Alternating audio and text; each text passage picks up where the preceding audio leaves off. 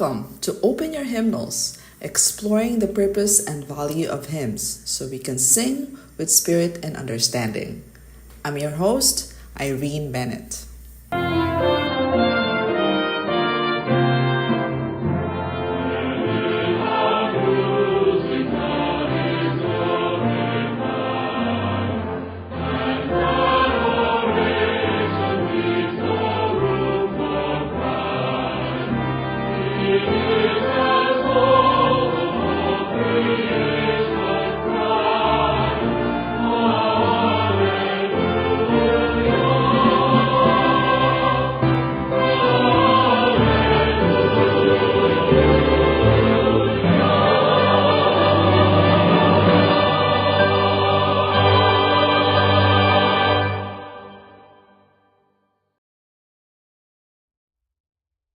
James White, as the head editor of the Advent Review and Sabbath Herald, led a team of talented youngsters in Rochester, New York. At the age of 32, James, alongside his wife Ellen, aged 26, oversaw a young group of printers, writers, and copywriters, all of whom were under 25 years old. Among them, Annie Smith emerged as a standout leader, entrusted with significant responsibilities in James White's absence. Annie, a capable and dedicated member of the team, stepped into James' shoes, coordinating editorial production and ensuring the smooth operation of the publication when he is away on trips and other appointments.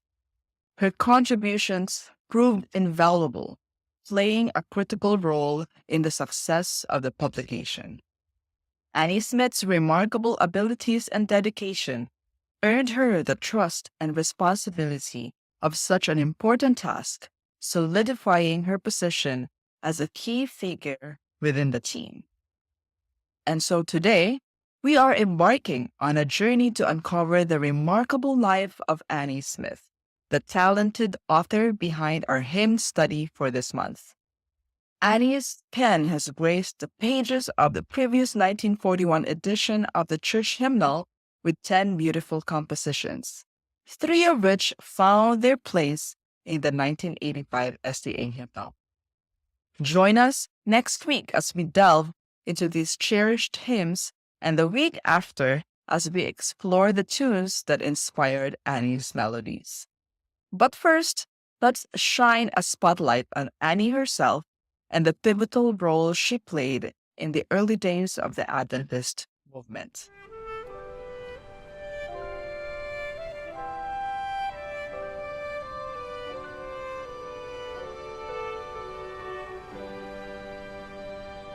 I saw one weary, sad and torn, with eager steps press on the way, who long the hallowed cross had borne, still looking for the promised day. While many a line of grief and care upon his brow was furrowed there, I asked what buoyed his spirits up. Oh, this, said he, the blessed hope.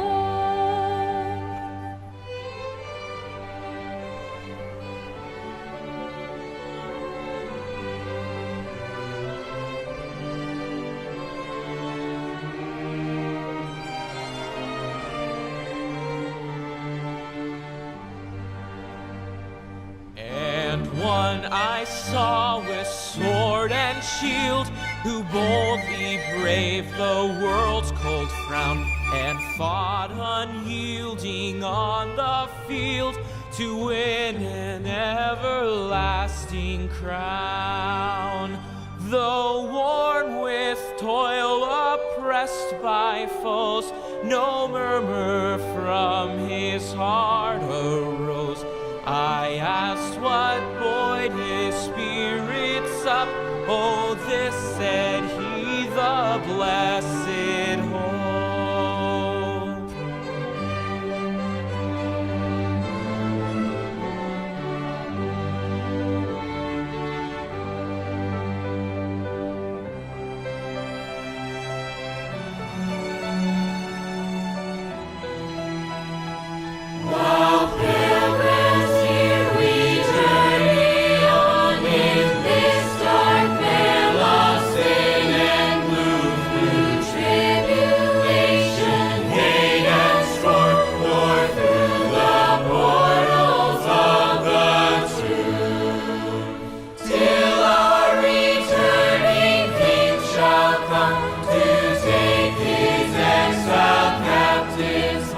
what can buoy the spirits up?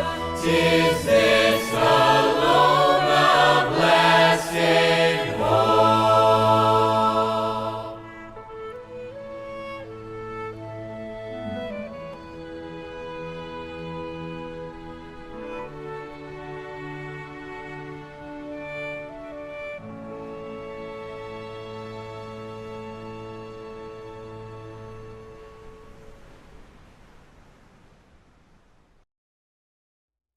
So that was one of the hymns Annie wrote, I Saw One Weary, which was beautifully performed by students of Fountain View Academy.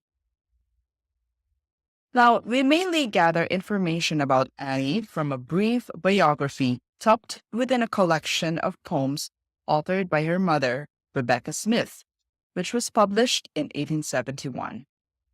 According to this account, Annie entered the world on March 16, 1828, in West Wilton, New Hampshire.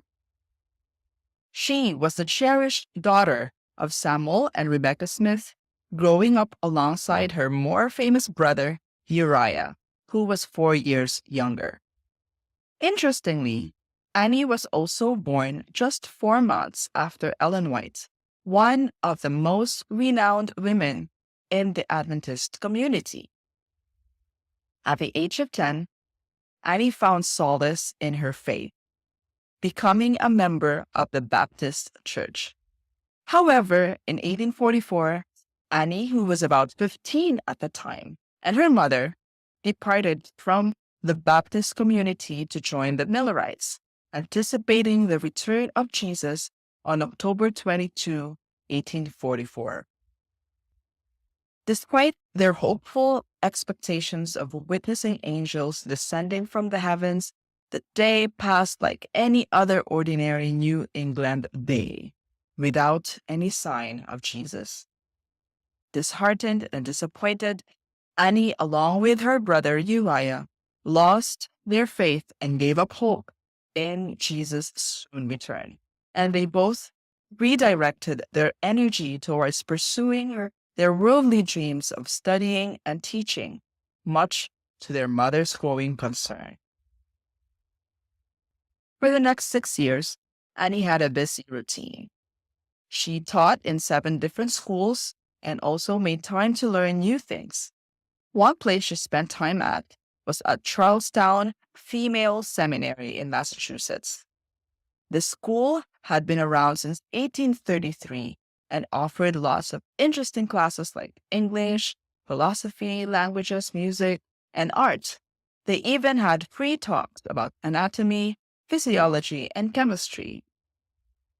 The Charlestown Female Seminary in Massachusetts had a significant place in the history of women's education in the United States. Established in 1833, it was one of the pioneering institutions dedicated to providing higher education for women. During this time, opportunities for girls to receive formal education beyond the basic literacy were limited. And so the seminary played a crucial role in expanding educational opportunities for young women by offering a curriculum that included subjects that are really interesting and more than the basic literacy, which is, as we have mentioned, English, philosophy, languages, music, and art. And so, while the primary aim of the institution was to equip young women with the knowledge and skills necessary for their roles as wives and mothers, it also encouraged intellectual curiosity and personal growth. This institution's commitment to promoting female education contributed to the broader movement for women's rights and equality in 19th century America.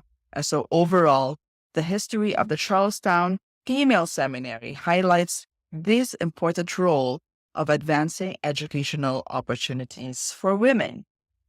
And so this is the kind of environment that Annie found herself in.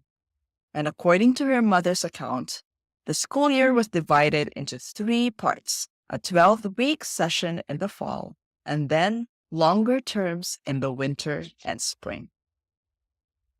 Now, based on the article from Ron Grable, he volunteered the idea that Annie most probably taught in the local grammar schools during the winter and then headed to Charlestown in April for the spring term. Even though we only know for sure that she studied French and oil painting, it's likely she learned about other subjects too.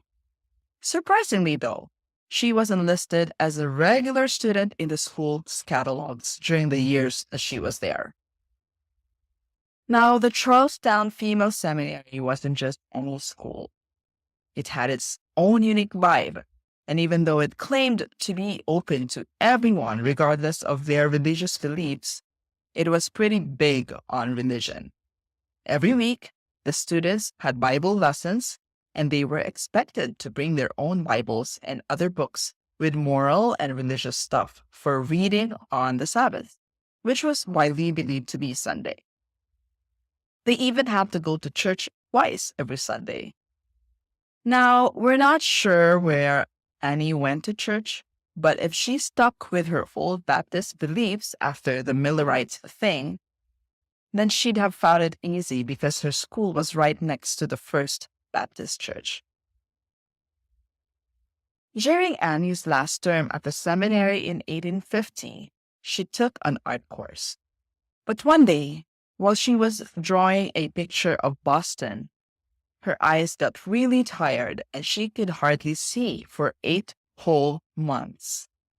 This was a big setback for Annie because she had to turn down a job she really wanted at a school in Hancock, New Hampshire. And so to cheer herself up, she started writing for a fancy magazine called The Lady's Wreath. Her mom said that she even wrote 4 poems that got published in just 2 years. And so now The Lady's Wreath was a literary magazine published in New York during the 19th century. It was known for featuring poetry, short stories, essays, and other literary works aimed at a female audience. The magazine often covered topics such as literature, fashion, homemaking, and social issues relevant to women.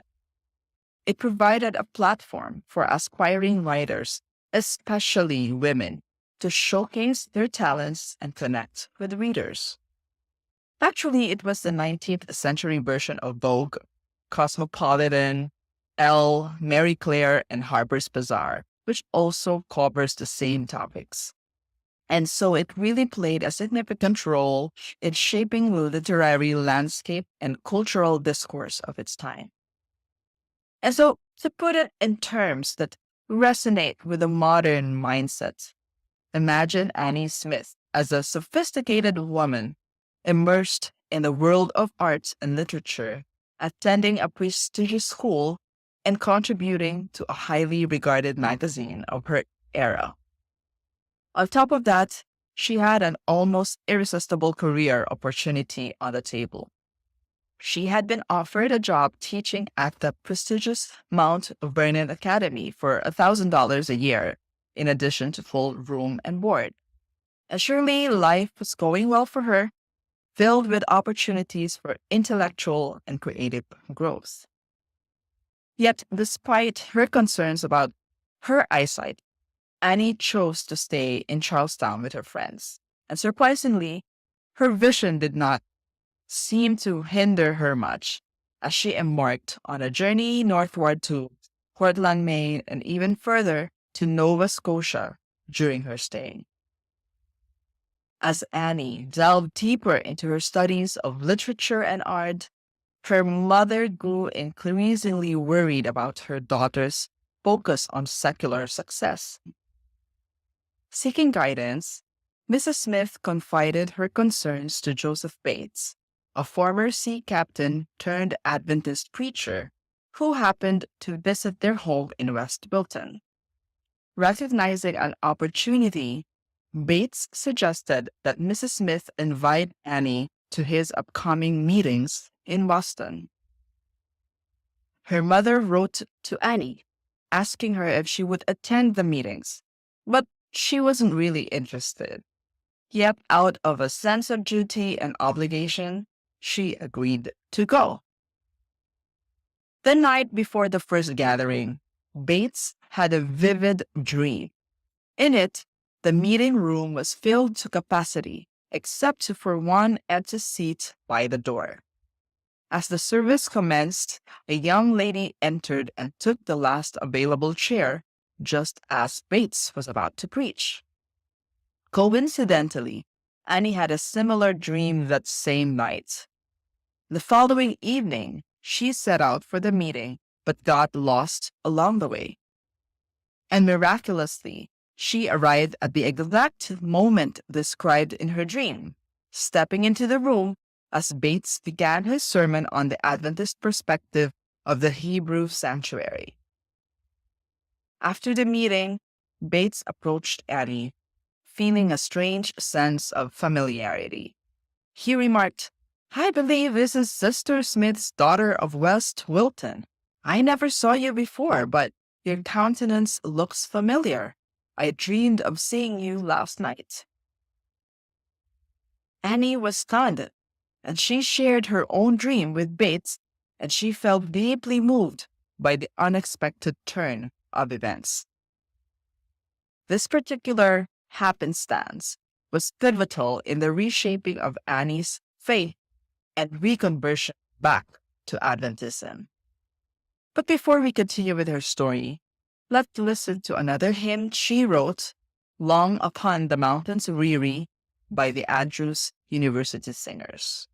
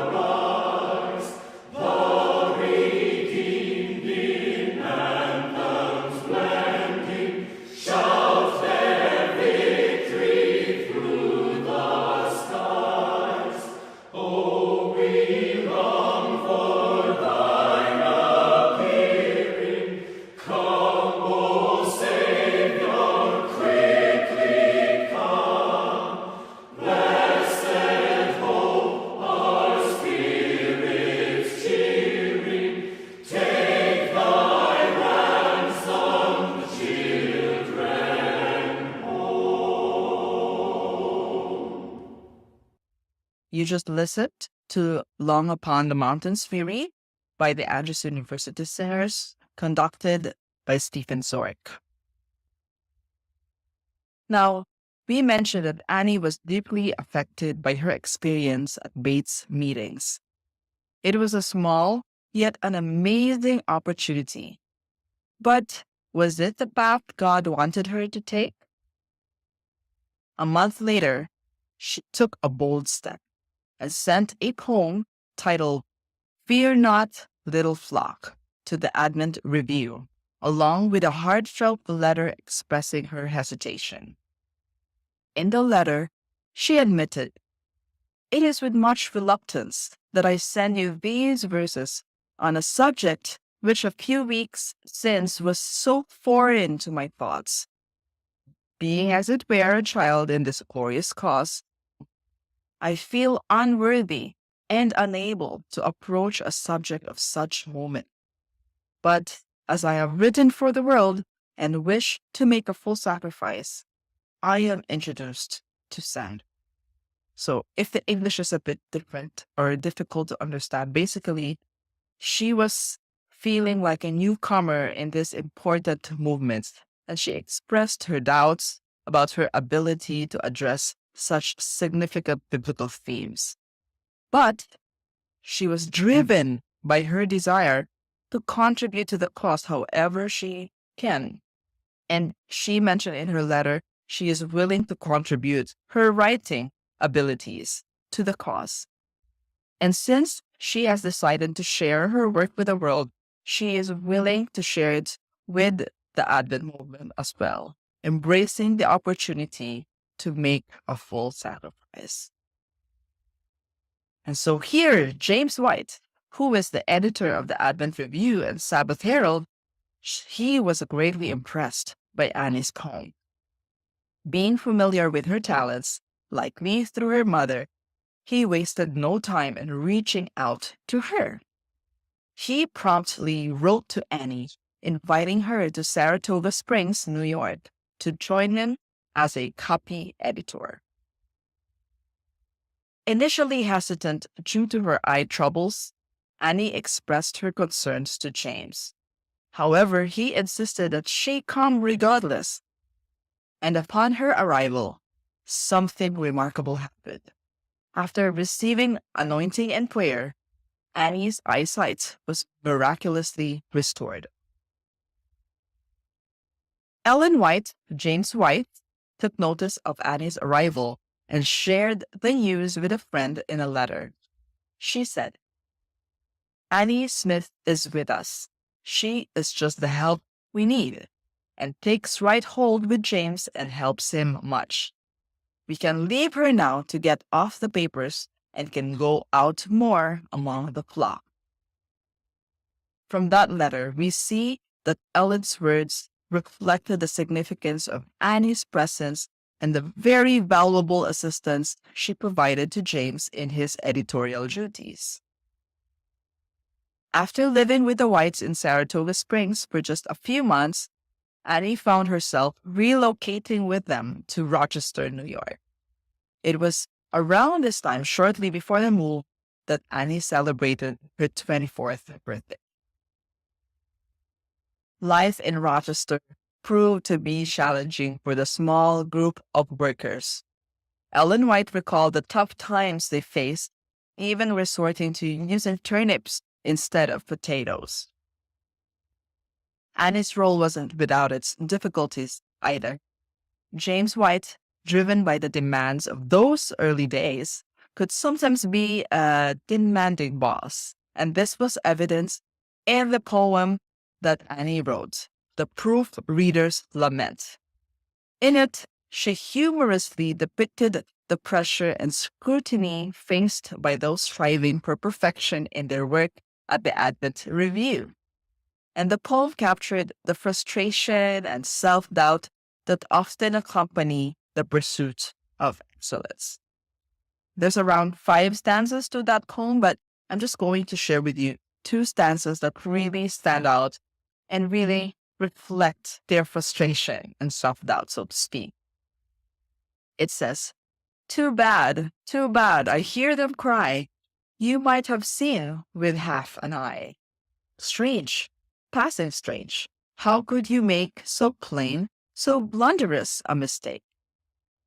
Guilty, condemned, I trembling stand, with pressing cares on every hand, without one single plea to make for leaving such a bad mistake. Annie loved doing the work that, in spite of invitations to teach in an academy, she turned it down, saying that she is doing a more important work in making an influence for good by being a copywriter.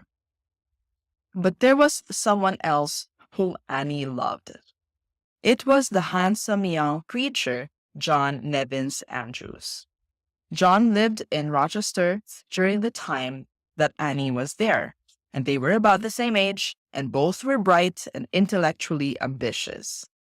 There are indications that Annie had high hopes for her future with John, but he disappointed her, turning his affections to Angeline Stevens, a girl from his hometown of Paris, Maine. Annie's love story and heartbreak are hinted at in a letter Ellen White wrote to John shortly after Annie passed away. And she wrote in a letter to John saying, "I saw that you could do no better than to marry Angeline, that after you had gone thus far, it would be wronging Angeline to have it stop here. The best course you can now take is to move on, get married, and do what you can in the cause of God." Annie's disappointment cost her her life. And so here Ellen White appears to be saying, don't do the same thing to Angeline that you did to Annie. Now that you have raised her expectations, go ahead and marry her. Now, judgments based on a single piece of evidence may seem a bit hazardous, but when Ellen White's comments are linked with certain passages in Annie's own poetry, it is more certain that Annie was jilted by John. In the spring of 1854, Annie Smith wrote 2 religious poems which may reflect something of this experience. One of them was this, and I just read an excerpt as well. "If others' joys seem more than mine, pause ere thou at this repine. Life hath full of enough woe for the sunniest path below." Basically, she's talking about comparing your happiness with others and saying not to feel upset or jealous about their joy, about others' joys. It tells us not to waste time feeling unhappy or resentful, as it doesn't help us.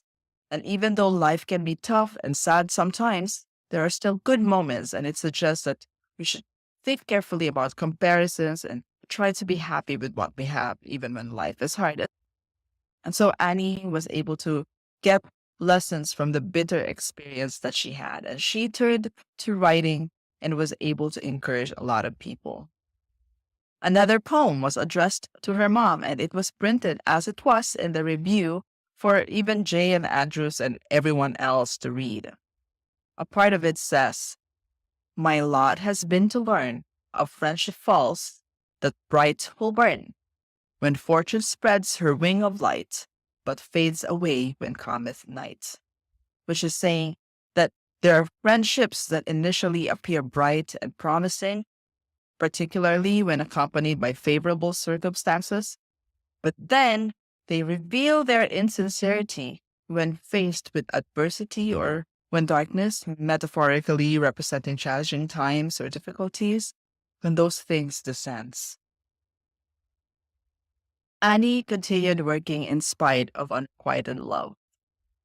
Unbeknown to her that her cross was not only did she give up her hope of worldly fame, or not only was she thwarted in love, but death itself was stalking her.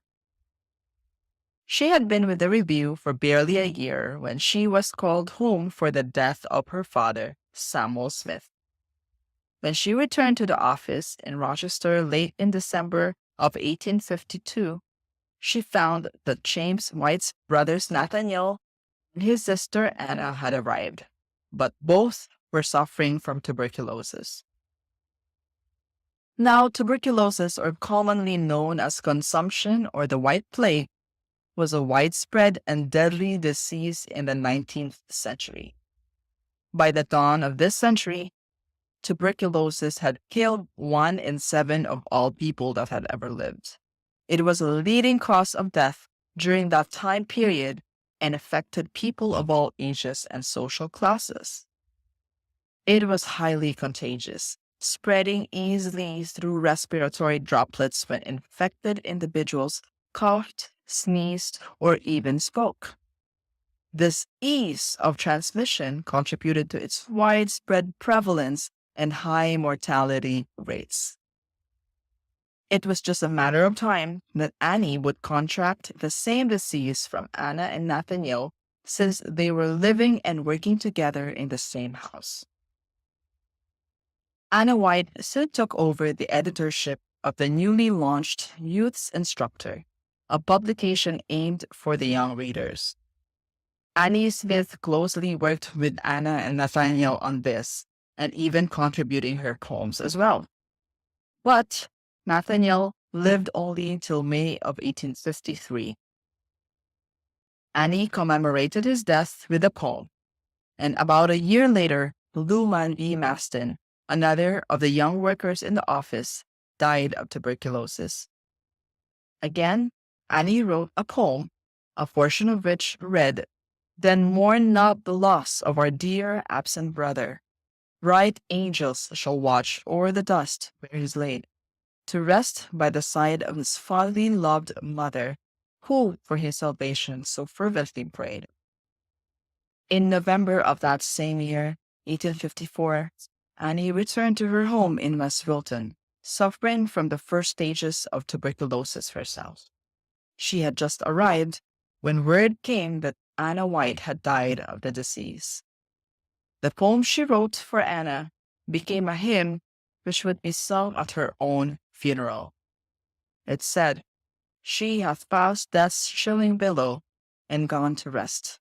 She's as smooth her dying pillow, her slumbers to rest." Annie came back home on November 7th. About a month later, she started coughing up blood. Her mom believed in water treatments, and so Annie might have gone to a place nearby called New Ipswich, where they had a place that used water for healing. But even after trying the water treatment, Annie didn't get better. By February, she was back home, just in time for a visit from Joseph Bates. On the 16th of that month, during the Sabbath, something special happened to Annie.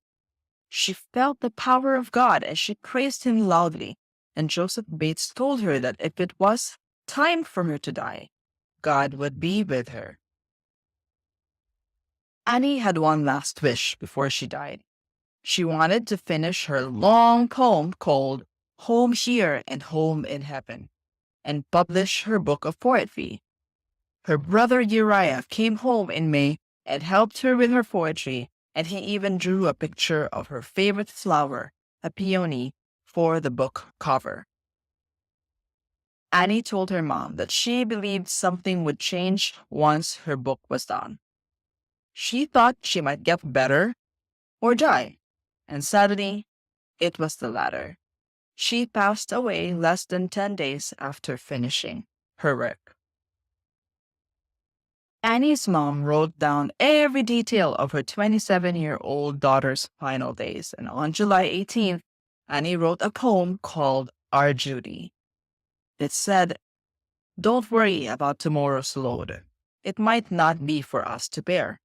Strength we need for future road could be wasted if we're unaware." And so you can really see the kind of mindset Annie had, even though she was on her last days. The next day, around 3 in the afternoon, Annie told her mom, "Something has changed. I don't think I'll make it through today." Her mom noticed the change and stayed with her. As night fell, nobody else came into the room. Annie said she felt like she couldn't breathe if too many people were there, and her mom assured her that she wasn't afraid to be alone with her if she passed away. Throughout the night, Annie's mom and her brother John, who wasn't feeling well himself, stayed by her side. It felt like every moment might be her last. Around 2 in the morning, Annie seemed to feel better and looked very happy. "Annie is feeling blessed," Mrs. Smith said to John. Then Annie exclaimed, "Praise the Lord," several times, louder than she had in a while. "Heaven is opening up," she said. "I'll rise again in the first resurrection." Uriah had gone back to Rochester, hoping to get the type for Annie's book and show her the proof sheets before she passed away. And Mrs. Smith wanted to write him to come home immediately. But Annie said, "It won't make a difference. I think I'm dying. Don't leave me, Mother, while I'm still alive." The fact that Mrs. Smith kept a detailed account of Annie's decline shows how people in the Victorian era often romanticized sickness and death. In the 19th century, Americans, including Adventists like Annie and her family, were more open about death than we are today. Annie and her mom openly discussed her death long before it happened, and her mom did not see those last days as something shameful to forget, but as something important to remember. On Tuesday morning, July 24th, Annie wrote her final poem. "Don't shed tears where I lie and sleep. For the living, not the dead, you weep. Why mourn for those who rest so sweet, free from life's burden and defeat?" Her dying moments were recorded by her mother as such. Tuesday night was a serious and important night. Neither of us slept. She seemed very happy and talked a lot with me, and she said in her usual way, "Mother, I have been worried that I've been too much of a burden on you. I've called for you day and night." She felt guilty for causing me to stay up all night because of her. But then she said, "I'm here now, your daughter who is dying. I think tonight might be my last night, and you must make sure to rest when I'm gone. Oh, my dear mother, I'll thank you in heaven for taking such good care of me. There will be no more pain or sorrow there. We'll all be free there, and yes, we'll all be free when we reach our true home, and we will live forever. And even through all my suffering, I can still smile at you." Indeed, it turned out to be her last night of suffering. On Wednesday, the 25th, she felt cold like death. In the afternoon, she started to feel less pain and discomfort. When talking about taking care of her in the evening, she said, "I won't need anyone to stay up with me. You can rest on the sofa." And at 1 o'clock, I called Samuel, her brother, and she talked to him, asked for things as usual, and told him he could lie down. Around 3 o'clock, she asked him to wet her head with water and said she was feeling sleepy. She was indeed drifting into her final sleep. Samuel wet her head, and shortly after, he said to me, "I think Annie might be dying." I tried speaking to her, but she did not respond. She took a few breaths and then passed away, seemingly as peacefully as someone falling asleep naturally. Her suffering was over and she was gone. It was 4 o'clock in the morning, July 26, 1855.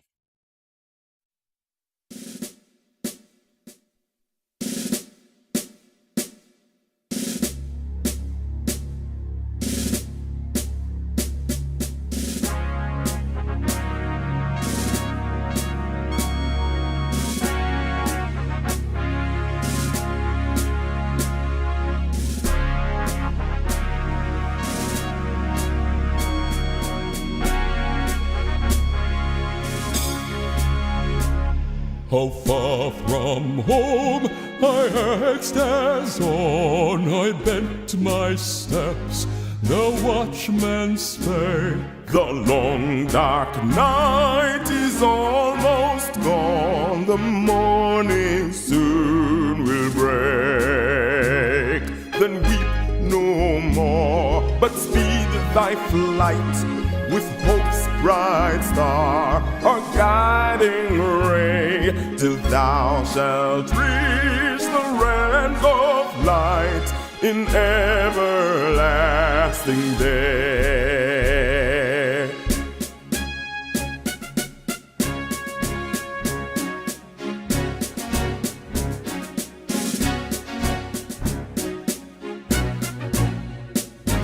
I asked the warrior on the field, This was his soul-inspiring song. With courage for the sword I wield, the battle is not long. Then weep no more, but well endure the conflict till the work is done. For this I know, the prize is sure when victory is won.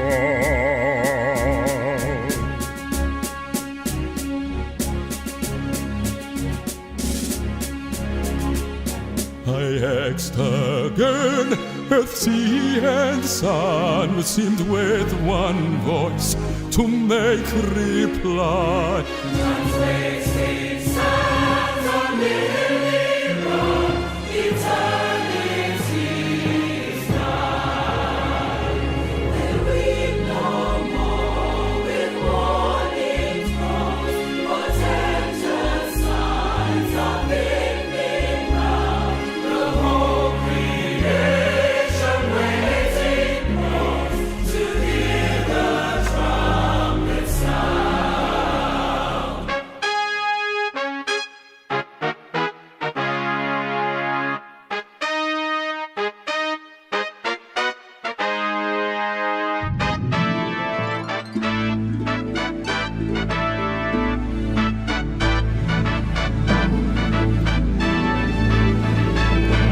Not far from home, blessed thought, the travelers going out to cheer, which of the healing harvest wrought, and drive the harvest tear. Then weep no more, since we shall meet where weary footsteps never roam. Our trials past, our cause complete, safe in our Father's home. Safe in our Father's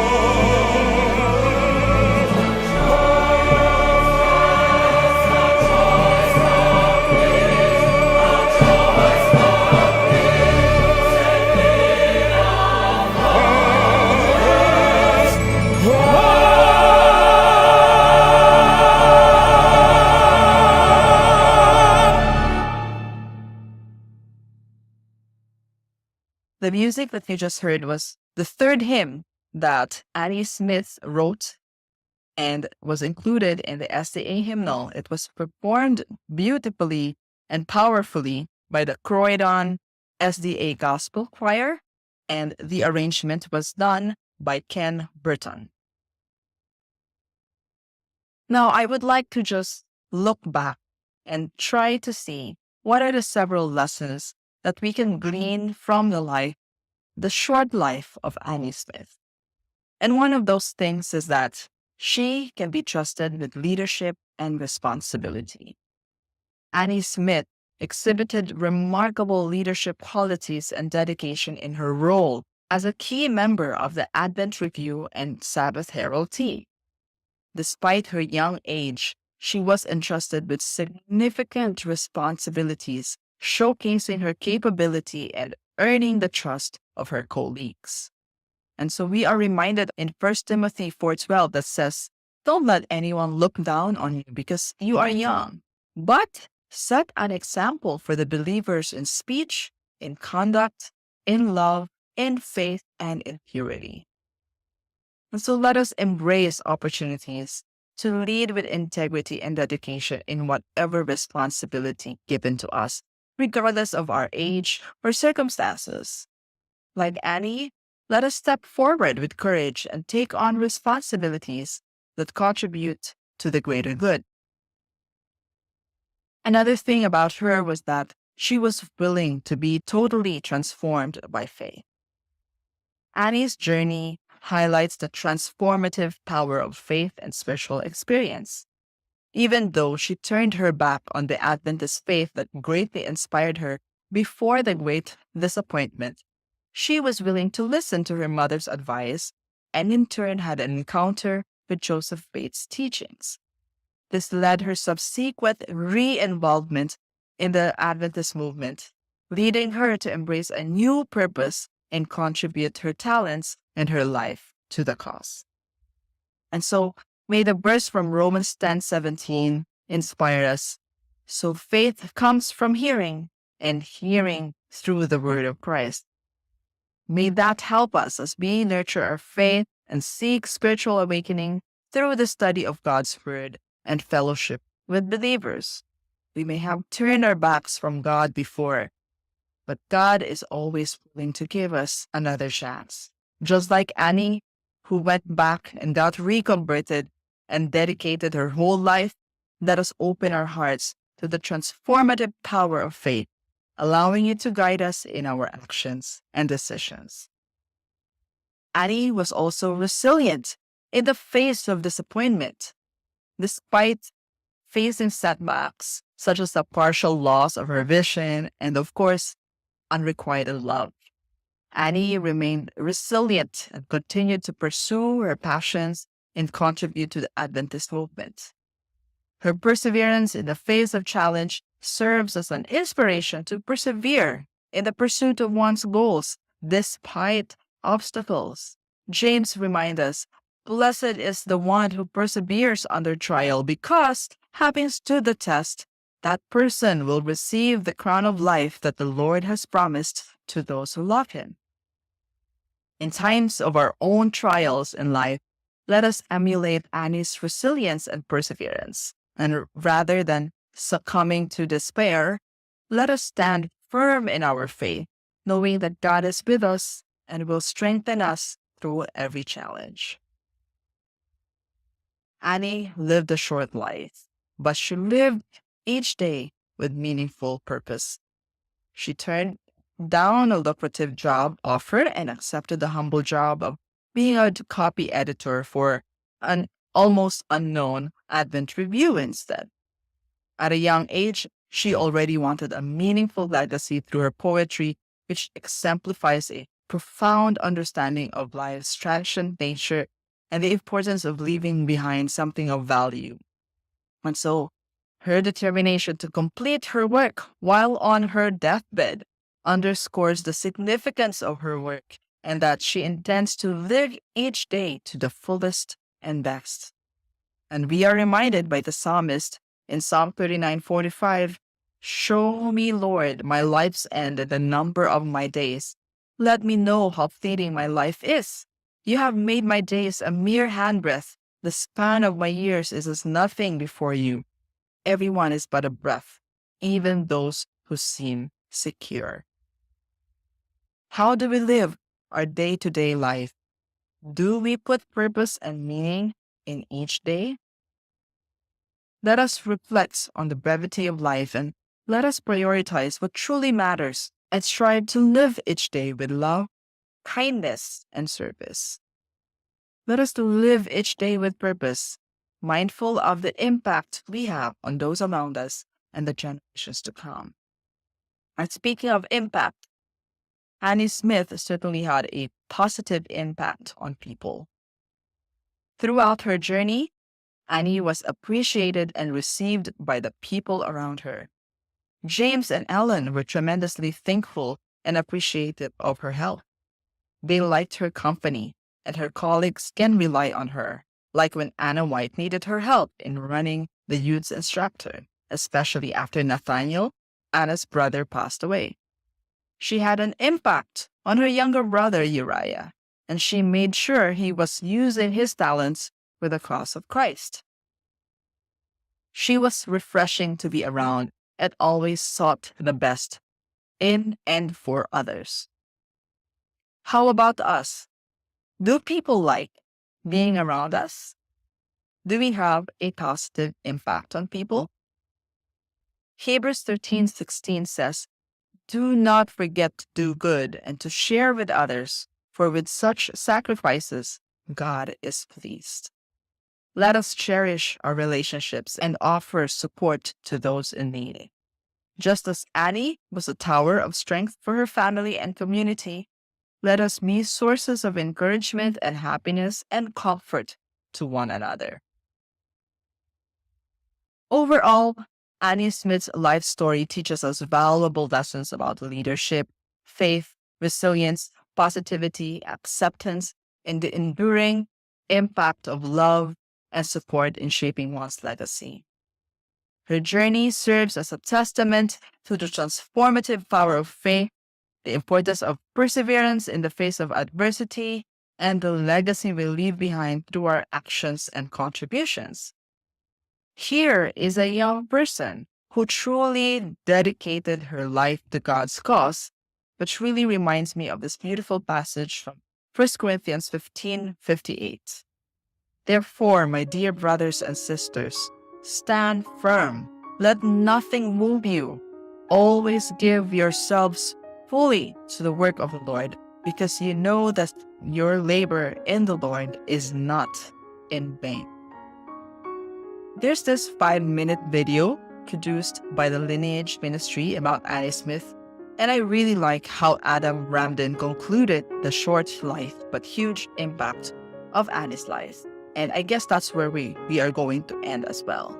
He said, Annie lived a life of sacrifice, dedication, and commitment. She gave up a prosperous career to work for the church in return for very little financial gain. It was the sacrifice of mainly young people like this in the early days of our church that caused it to grow so remarkably, and it will be a similar sacrifice by God's people at the end of time that will bring this work to a close. Folks, let us rise to this challenge and strive to make a difference in the world, just as Annie did in her own time. I invite you all to bow your heads with me in prayer. Lord, help us to live each day with meaning and purpose as well. Show us the right way, and if we have strayed in the path, help us to be reconverted, re-energized, re-baptized in this faith so that we can work with you and fully give our lives to you, not counting the cost. Thank you so much for this Sabbath, and we thank you that you have allowed us to get a glimpse of this inspiring story, a pioneer, yet a young person of this Adventist movement.